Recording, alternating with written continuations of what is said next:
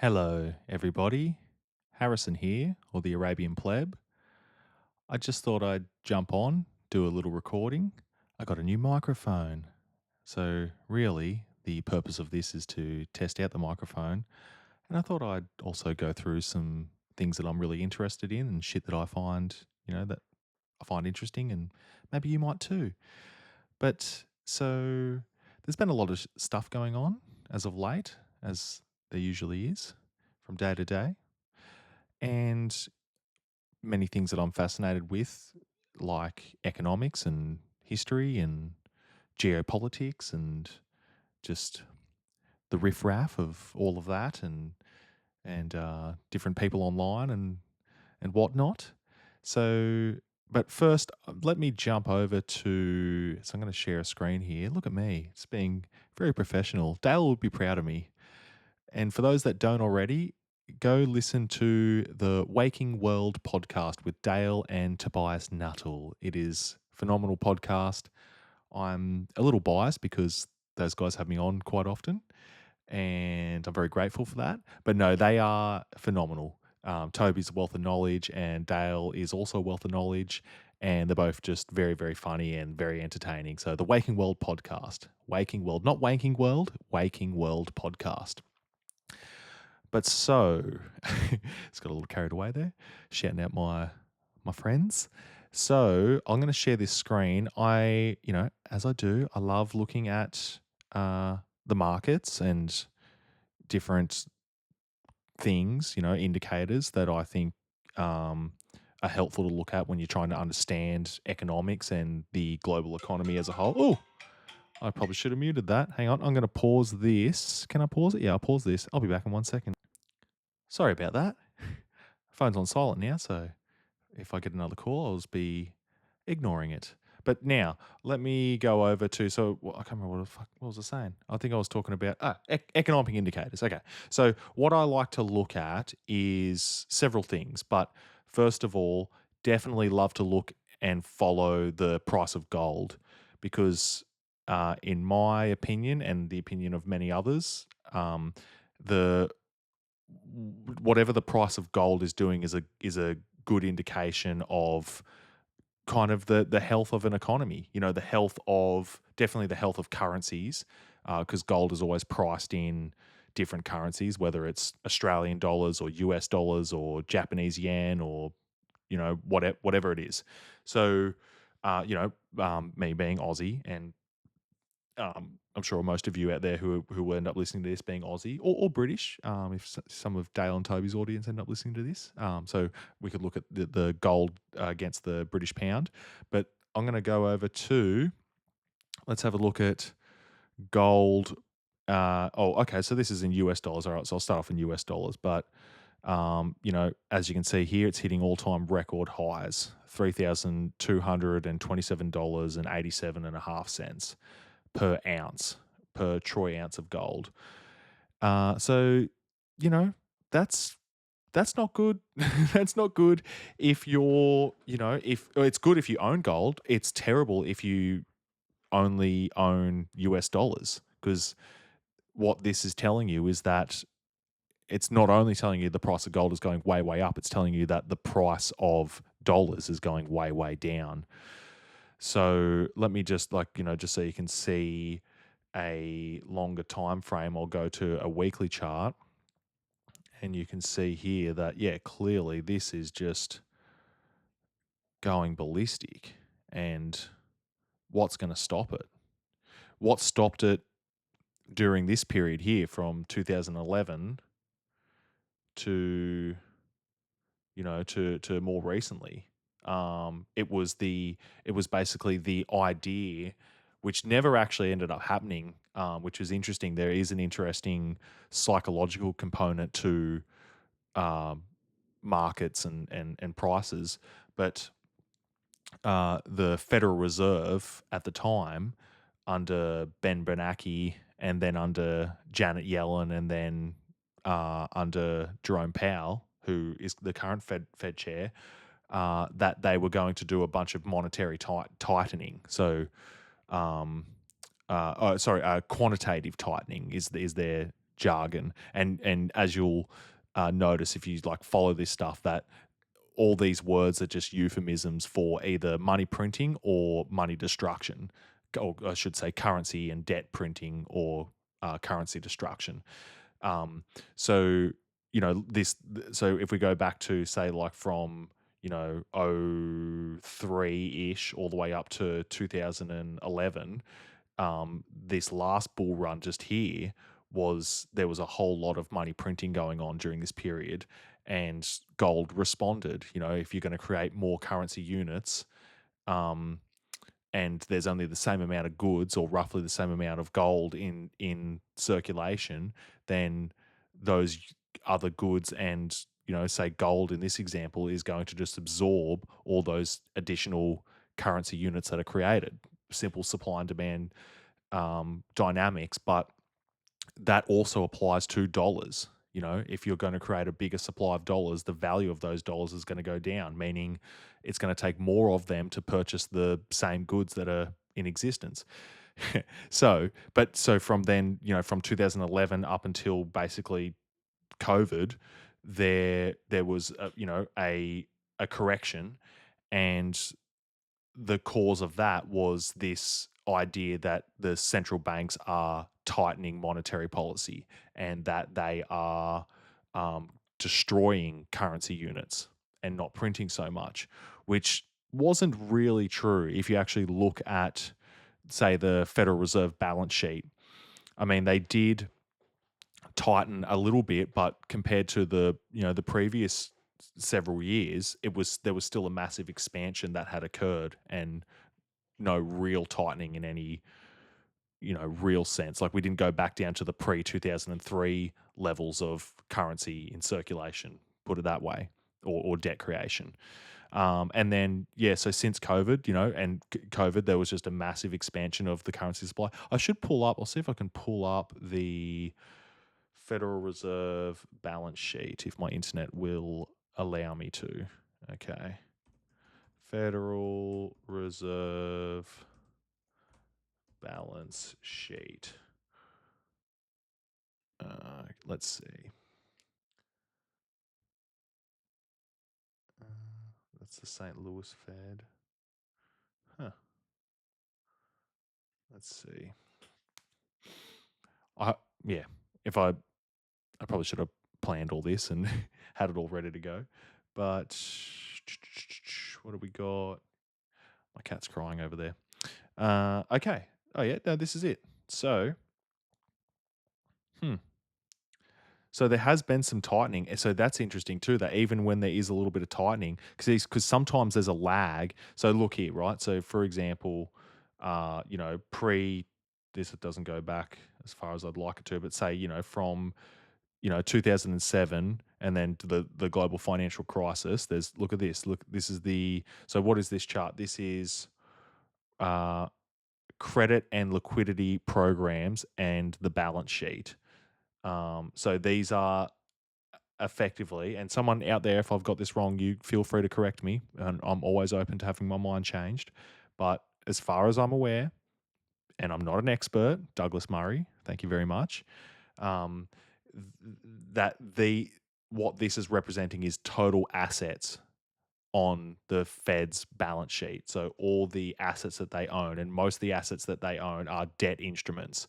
So they'll purchase bonds, like government bonds, and um, and bonds are just debt. So they'll purchase government debt, enabling the government to go deeper into debt. So they purchase a bond. So a bond is a promise to pay back. So it's a certificate, which is basically a promise to pay back money in the future plus interest.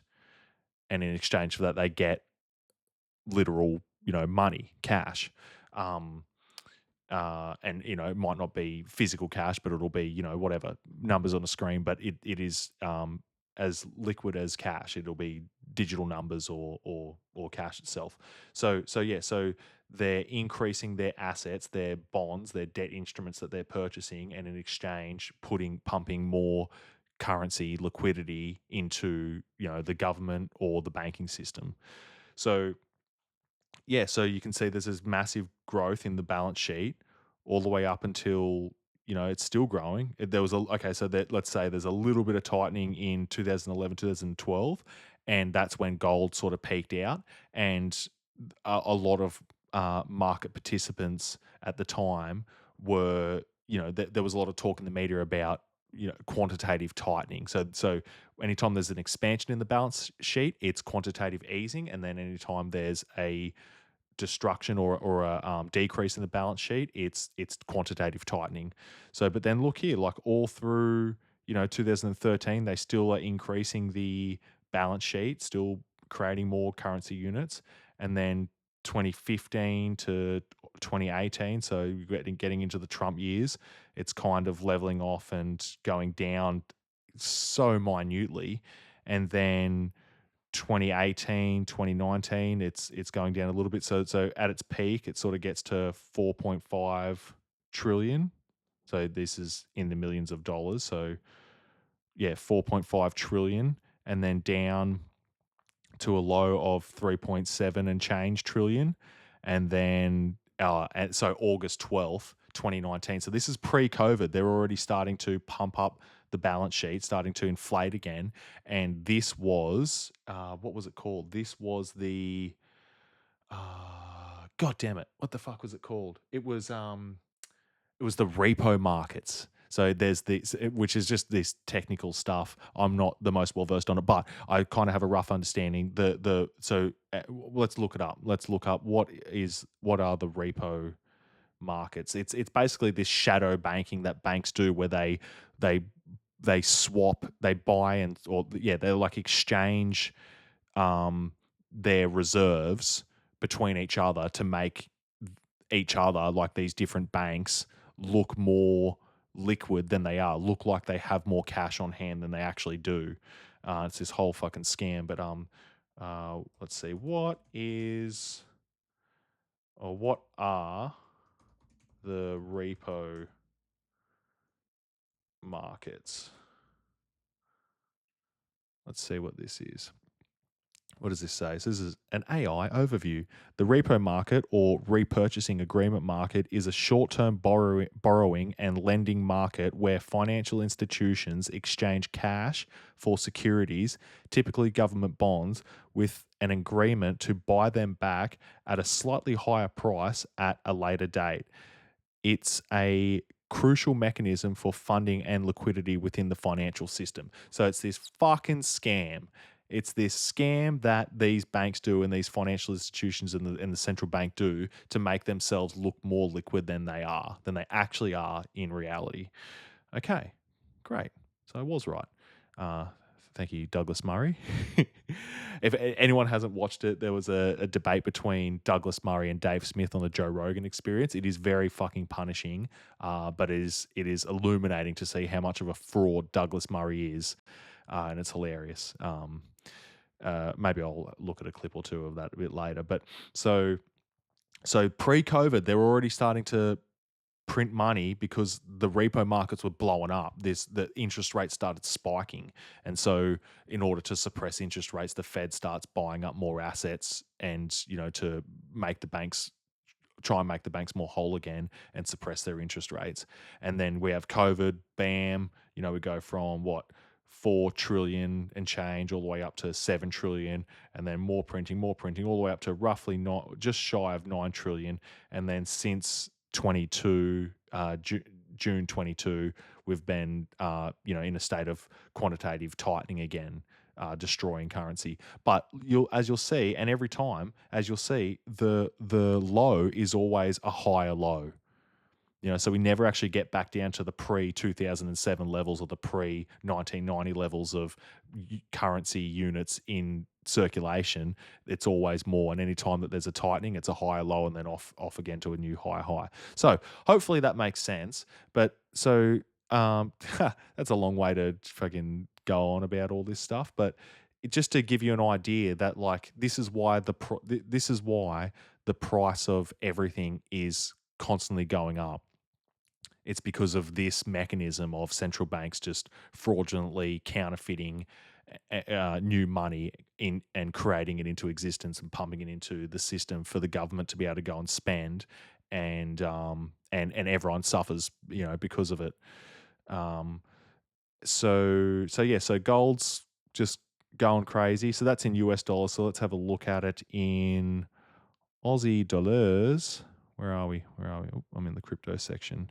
This is a great website, by the way. This is TradingView. I don't have an account, but so you can just look at it for free. But you can also get an account and get some extra tools and whatnot. So in Aussie dollars, look at this: $5,067.35.2.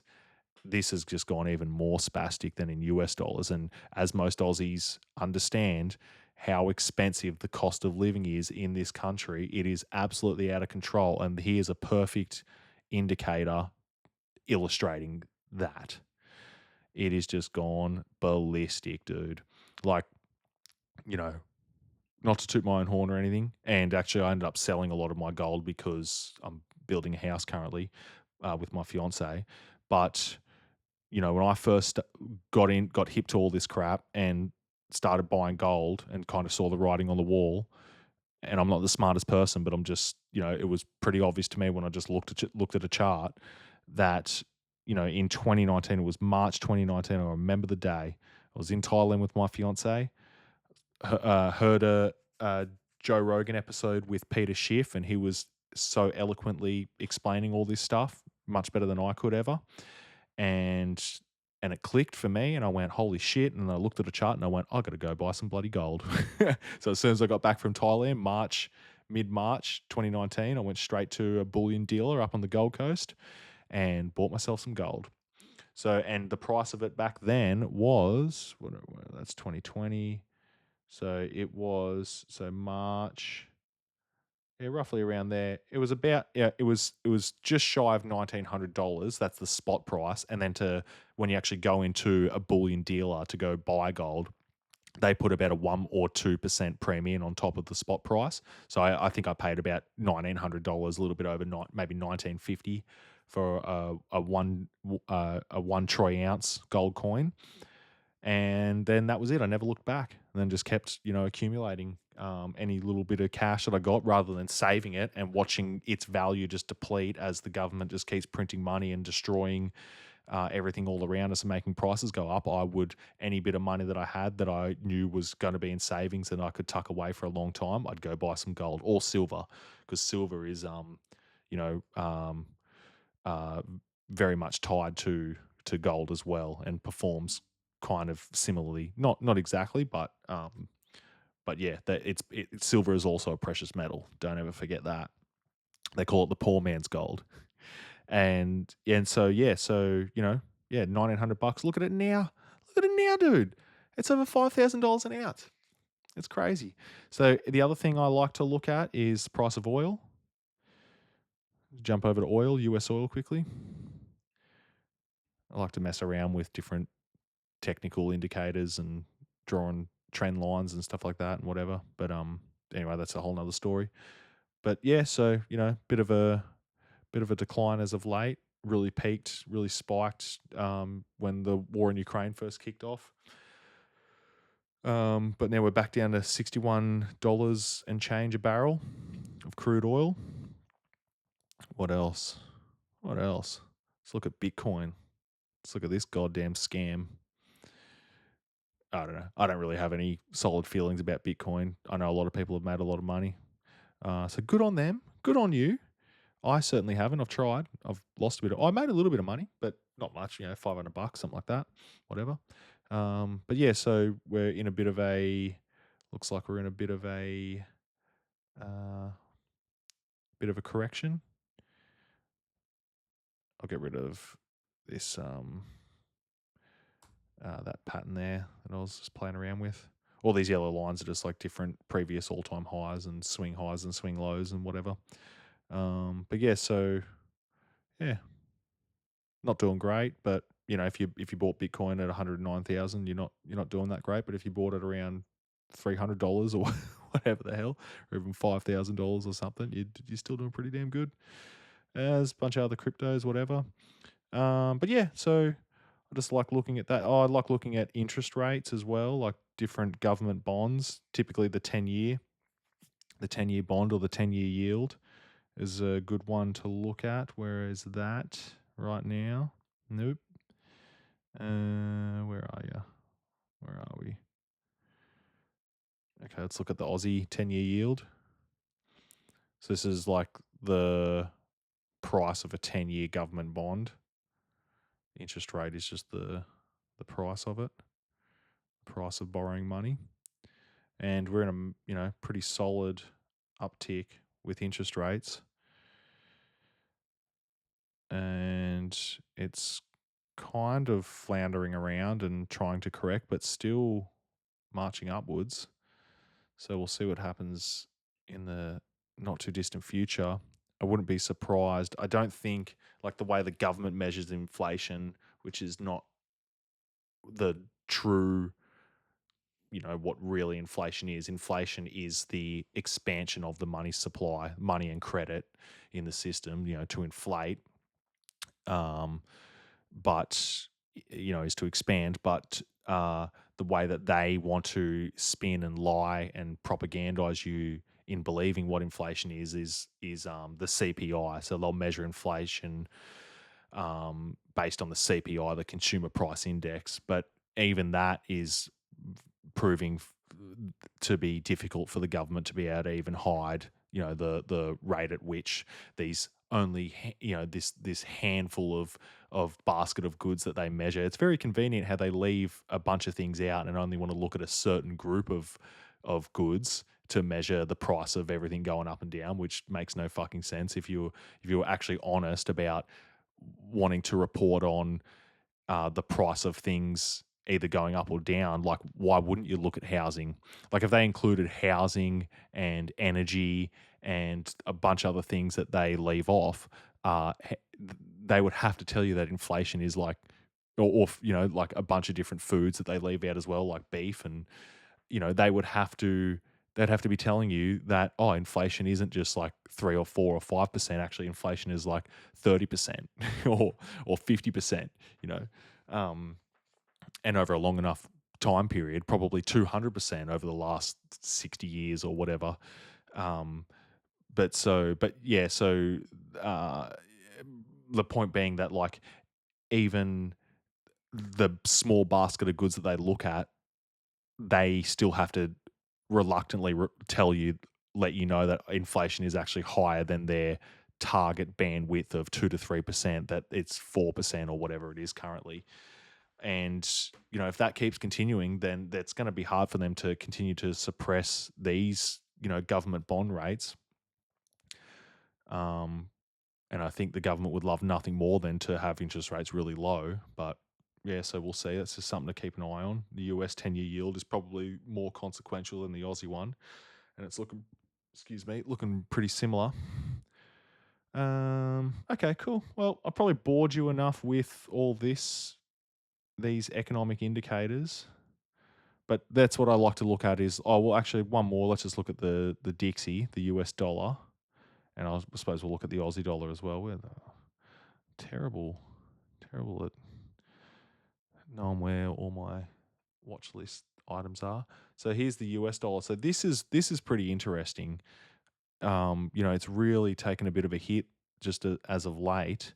And as Aussies, we'd love nothing more than for the US dollar to just collapse and fall off a cliff. Like, let's get back down to 70, 70 or even whatever. Like, what's its low? What's the lowest the DXY has ever been? Because if you remember, as my dad would fondly remember, when he first started his business, he imports US goods into Australia. And when he first started his business was about 2010, 2011. An Aussie dollar was buying about $1.10 US dollars. So the Aussie dollar was stronger for a brief period of time than the US dollar. Wouldn't it be great to go back to those times? If you're an importer, if you're an exporter, it's different. But how many people export shit in Australia? Like, you got to be joking. A couple of coal miners and some wine producers or something. So yeah, so let's get back down to 70. Come on, let's go. Let's get back down to 70 and break that. It is in a downtrend long term. you know, like it peaked out in the 80s, and then it's just been making lower highs and lower lows ever since then, but yet to fall off a cliff. Let's go, dude. Fall off a cliff. Okay, so the Aussie dollar. Aussie dollar. Not looking great. Get rid of these M shapes. Couldn't be bothered explaining them, and I'm not the best at technical analysis, but there's other people who are much better who'd be worth listening to rather than me because I don't always get it right. But yeah, Aussie dollar, we're sitting at 63 US cents currently. Let's go to a daily chart. So, off the lows from the 8th of April. Love to see it continue to rally and break some of these previous swing highs. That'd be nice. Get the Aussie dollar stronger again. One thing that's super frustrating is our central bank explicitly has a policy of weakening the Aussie dollar, which is frustrating as all fuck. Bunch of cunts. Okay. Have we got the British? I was saying I was going to look at the British pound. I haven't got it in my watch list. Sorry, guys. Maybe next time we'll look at some stuff in the priced in the British pound. What I want to do now, I will just speaking of early when I was mentioning Douglas Murray and Dave Smith. I mean, this has been doing the rounds lately all over the internet, totally blowing up, and some of these clips going super viral. But yeah, let's have a listen to some of this. It's just crazy on its face. The Douglas Murray and his arguments, which were barely even arguments. He was really it was just one logical fallacy after the other, total appeal to authority, and then building up straw men and arguing with straw men rather than actually taking on what Dave has to say. But let's have a quick little listen to one part of a 3-hour debate, which I thought this was pretty illuminating. I do also think that one of the bigger, kind of the bigger picture dynamics to all of this is that we have, at least since 9/11, been in a state of perpetual war. And all of these wars have been disasters. They have been so many lies involved in selling all of them. I mean, the whole Iraq war, the whole war in Afghanistan, just lying the whole way through. I mean, I remember literally having conversations with Green Berets in the middle of the war in Afghanistan, and they're like, George W. Bush is telling you that the army we're building up there is really successful. This thing's going to fall in a week without us. And then all through the Obama administration, it's just like lie after lie after lie with disastrous wars. And so this does create a fertile ground for people to say, I wonder if they were lying about all these wars. Sure. Again, I'm not really trying to argue with you about World War II. I'd rather argue about these wars today. I think the interesting question is whether you're busy watering it. Well, should you not talk about mistakes that were made overall? Absolutely. Okay, you should. Absolutely. Right. I'm all for going back and looking at mistakes. So what is your argument then? It's a very weird thing to go back, zone in on a man, say this one thing is a mistake and should characterize him, and you ignore everything else. You're taking him out of context when you're talking about Daryl, who's done, what was it, 30-plus hours? So what? 30-plus hours of podcasting. You do that in a week. I mean, yeah, but it's a very different thing. It's very different.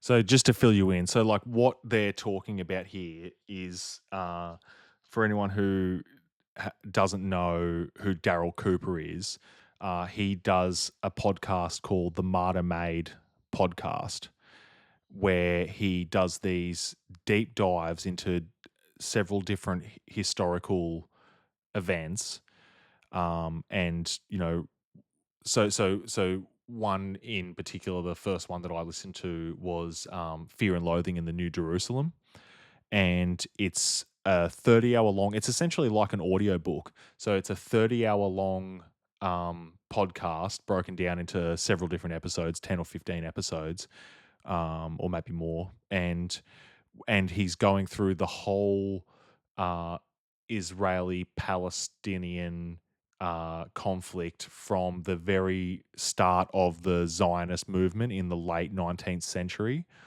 all the way up until 1948. the creation of the state of Israel. So he's telling the story of that period.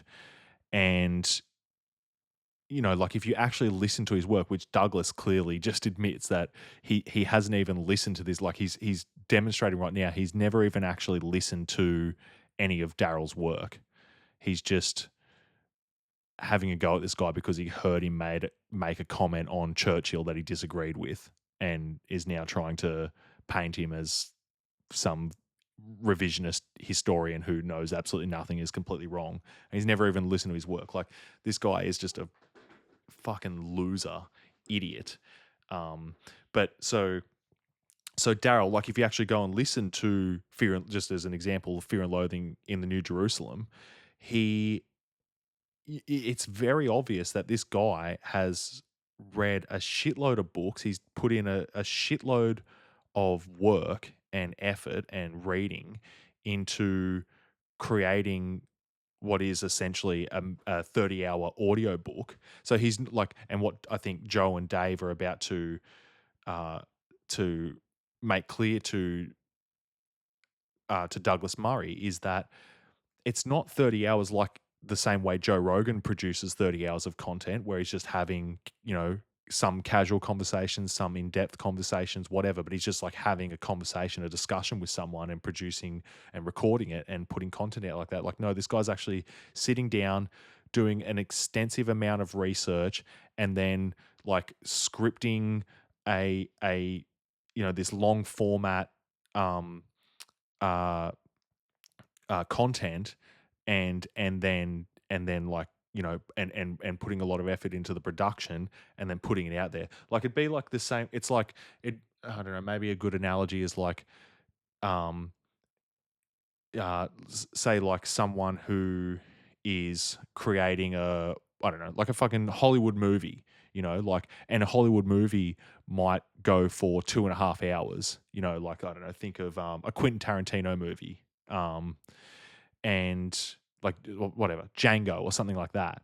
And that goes for 3 hours. Joe Rogan, by the same token, he puts out a podcast that goes for 3 hours or 2.5 hours. But think about the difference in what goes into creating a movie like Django Unchained versus what goes into a 2.5 hour Joe Rogan podcast. Like, you see what I'm saying? Like, it's a completely different thing. And so this, like, Douglas is just demonstrating how much of a fraud he is, and how he's like arguing against something and trying to criticize someone like Daryl Cooper, and he hasn't even consumed any of his content, and yeah, he's just like looking like a fucking idiot. I'll go back to it. Let's play a little more. He's not doing a podcast like talking to people. Okay, nor is he doing scholarly work, nor is he working in the archives. Sorry, and I'll just say, like, what? So his big beef is like Daryl's take on Churchill. So Daryl said flippantly, or yeah, like he says like sort of somewhat flippantly, I guess, but like he's making a joke. Like, he even disclaims by saying, "Look, I am being somewhat hyperbolic, and I like to prod my Anglo-Saxon mate Jocko, who Daryl does a podcast with." So he's saying this to Tucker, and he's saying that like he likes to joke with his Anglo-Saxon mate Jocko about how he thinks that Churchill is the real villain of World War II. And like his point is essentially that Churchill, he didn't commit the most atrocities, he didn't kill the most people, but he was responsible for turning an invasion of Poland into the biggest bloodbath in human history. Like, through Churchill's actions, he escalated World War II into the biggest human, catastrophe in terms of loss of life and bloodshed and all that stuff. Turning, rather than it just being like an invasion of Poland, it turned into this whole thing, got America involved and everything else. So that's Daryl's point, right? Like, and I tend to agree with Daryl, as like Dave kind of says as well here. I think that's like sounds pretty right to me. But anyway, a lot of people took issue with it. A lot of people that I respect and like listening to, they also don't think that Daryl was entirely right. But the point is that like he's saying like, I'm being hyperbolic. Like, he disclaimed that, and then everyone lost their shit. Every, and especially the Warhawks and the neoconservatives lost their fucking shit, because as Daryl Cooper says, like World War II, the narrative of World War II is like this, it's like this, how does he phrase it? It's like this load-bearing myth, and not a myth in the sense of like whatever, like it didn't happen, but like just like the myth in terms of like what the story that we tell ourselves. It's like this load-bearing myth that like if you are to touch which is essentially like a sacred cow, and question any aspect of it, that you are committing like the greatest sin, and how dare you. And you think about it, like they, just even think of Hitler, like Hitler in the modern kind of like imagination or whatever, like he has like replaced the devil. He, you know, we don't say like, and this is what all the war hawks do, right? Like they don't go like Saddam Hussein is the devil. They go Saddam Hussein is Hitler. He's the next Hitler. Muammar Gaddafi is Hitler. Vladimir Putin is Hitler. So this is Daryl's point. And Daryl's actually, I think that's what he was talking about in the Tucker Carlson interview that he did, which you should go check that out too. It's phenomenal. And Daryl's just great. Like he is excellent. All his work and his podcasts and any of his interviews, but he's working on a World War II martyr-made podcast. Doing reading probably 100 books and putting together this audio book style, probably 30-something hour long podcast, and it's all going to be on World War II. So I can't wait to hear that. But anyway, hopefully I didn't fucking trail off too much. Let's keep listening. Come on. I mean, he is not the historian of our era. He's not claiming to be. This is the thing, Joe. This is like punching jelly. No, but you don't consume his work. What I'm saying, because I don't need to consume endless versions of a revisionist history. I understand. But it's not where this revisionist history. If you listen to his work, it's not revisionist history. He's basing it on historical work. I know. But okay, so this is my point about jelly. It's a shape-shifting thing. Comedian or historian? He's not a comedian. Historian or podcast? Would-be historian or actual historian? You say he doesn't claim to be a historian, but he's pumping out tens of hours of neither history. Does Dan Carlin. He doesn't claim to be a historian either. You see my point about the move? It's like some weird jiu-jitsu move. No, I don't. Where you say, hang on, you know all about this as well. You say, I'm not a historian, but I'm going to spend my time talking about history. I'm not a journalist, but I'm going to spend my time talking about this thing. I'm not an expert on this, but I'm going to spend my time talking about this thing. It's a weird move, yeah? No. You don't think? No, I'm a free American. I can talk about what I like to. So what is the point here? I've noticed you can. But we all what's the can. point? The point is, what are you pushing? I was sitting with Dale last week, and I brought this up with Dale. I sent this debate into Dale and Toby's Telegram chat, the Waking World Telegram chat, which you can get in there if you can. There's one question that you need to be able to answer in order to enter the Telegram chat, and that is what was sitting on the shelf. I think is the question. If you can answer that, what was sitting on the shelf behind Toby, then, and if you know the answer to that, which you will know the answer to that if you go back and listen to the first 5 or so podcast episodes of the Waking World podcast. Waking World podcast, not Wanking World, Waking World podcast, on all your favorite podcast online streaming thingy majigs. But yeah, so I sent that into there, and I was talking to Dale, and then Dale was like, he straight away just gets on a chat GPT, which I fucking love, and he looks up, well, what's Douglas Murray's credentials? He's got a Bachelor of English. So this motherfucker isn't a historian either, you know. And I think that was pretty telling what he just said there, where he's going like, "Oh, you're not a historian, but you know, what did he say? Let me back it up a second." But he mentioned something there about being a journalist, you know, which he is, and I think that's his crux. Is like, how dare these podcasters, these people who have no credentials, and you know, how dare they get on there and speak and talk to a massive audience? Because the previous gatekeepers, you know, it was always cable news shows, you know, state funded news shows, um, and the approved journalists, the approved journalistic class, which Douglas Murray is a part of. And I think that that's his biggest gripe, is like that people are able to circumvent that whole old, you know, propaganda model, and can actually just speak directly to, you know, the people through the internet. Let me just back it up a second. I just want to just hear what he says here. You say, I'm not a historian, but I'm going to spend my time talking about history. I'm not a journalist, but I'm going to spend my time talking about this thing. I'm not an expert on this, but I'm going to spend my time.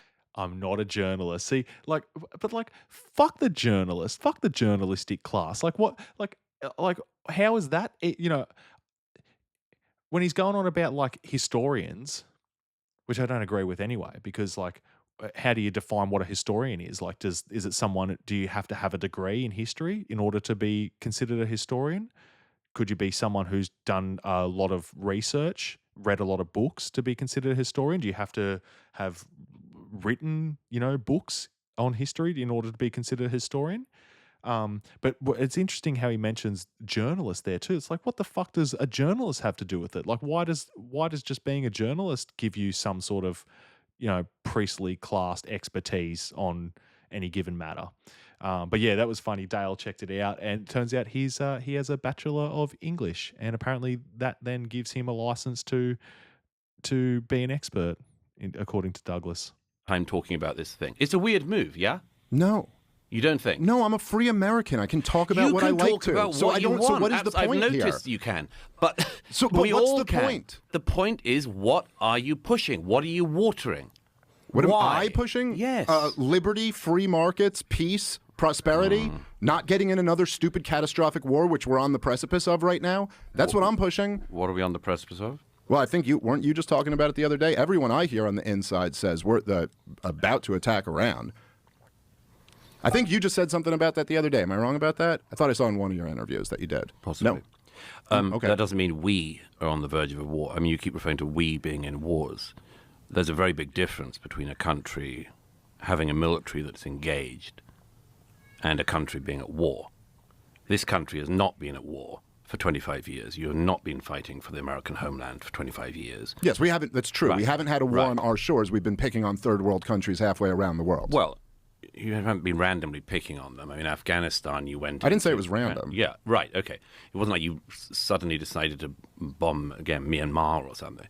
You went for Afghanistan to find bin Laden and take revenge for 9/11 and stop an attack like that happening again on the American homeland. That is very different from a country being at war. Yeah, but that's a total mischaracterization of the war in Afghanistan. It's one thing to say that might be an accurate characterization of the special operations mission in late 2001, but then we fought a 20-year regime change war against the Taliban. Because you got dragged into the quicksand of war. Oh, yes. Okay, fine. But Fine. I thought it wasn't a war. Like, what? I don't get your argument. No, I said it was a war. It's your use of we, as if you're personally like suffering this war. I mean, you're a taxpayer. When I say we, we're taxpayers, implied, so we okay. pay for it. Okay, fine. Douglas, would you go, if I went back and corrected you on every time you've used the term we to refer to your government or something like that? Like if I were to say, oh, we just imposed tariffs on China, would you point out that I didn't and it was the Trump administration? I'm saying you take it obviously very personally, and that's your right to do so, of course. I'm just trying to make sure we're accurate here. What do you think I'm taking personally? Just that, the American wars. Sure, yeah. I think they've killed hundreds of thousands of people and cost my country $8 trillion and degraded my country very much. And there's a very good argument to make on that. I'm still slightly bemused about this move from I'm an expert on this and I have views to I'm a comedian. I've never claimed to be an expert on anything. This is the problem, Joe. I mean, If somebody Wait a minute, says you have to claim to be an expert on something to have an opinion on something? you don't have to be. You don't have to be. But So what's this is the like, issue? I'm not a historian, but I'm pumping out history. But wait a minute, So he's infuriating, and he has no point. He's basically this whole thing is a logical fallacy, the logical fallacy known as an appeal to authority. This guy doesn't want people like Dave and people like Joe to be speaking. He only wants the approved, priestly, elitist class to be speaking and to be telling everybody what to think and what to repeat and what to regurgitate.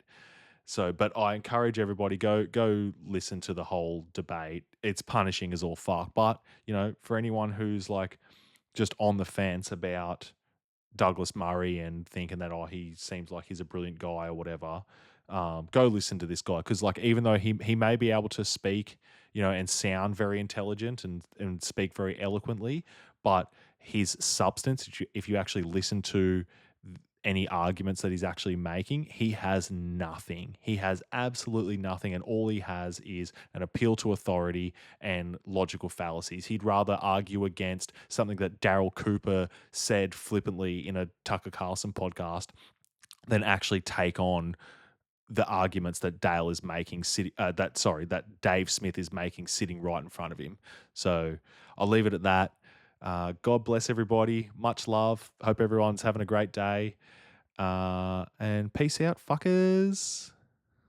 Bye. Where's my mouse gone? All right. Bye, guys. You.